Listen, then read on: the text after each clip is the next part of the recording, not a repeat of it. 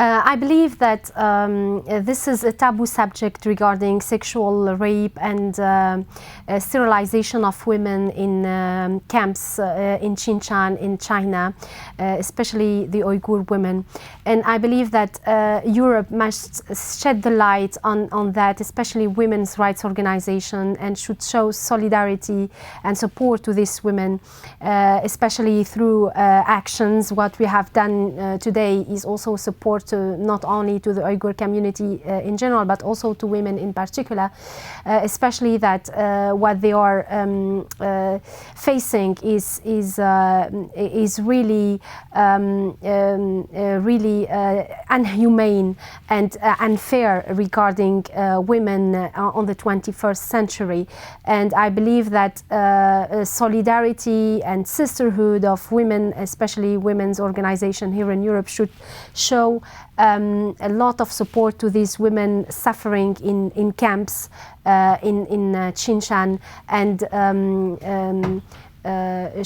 speak about that, especially in the media, because, as I said, this is a taboo subject. Yeah, sure.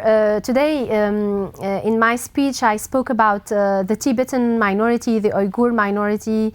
Of course, there is also the Falun Gong minority. So all these minorities are denied their own identity, their own culture, their own language, especially the Uyghur. They cannot speak the Turkish language. They cannot learn their own language. So all these repressions, all these inhumane and unfair strategy and policy from the Chinese Communist Party reveal that they are afraid of this identity, and they don't want these people to celebrate their own identity or wave Tibetan flags or speak their own language, and also be proud of celebrating their famous philosopher and their famous figure, the Dalai Lama. So this shows that they don't really want them to be proud of their own identity. I think that it's really scary and terrifying what we have seen, what we have witnessed so far regarding media repression in Hong Kong.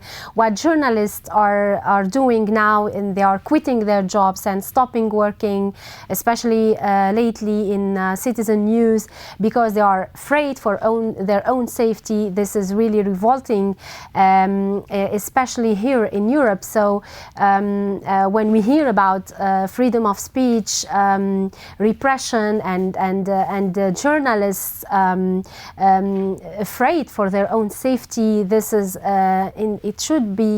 it's unbelievable, it's unacceptable, because no journalist should be detained because he or she is revealing the truth.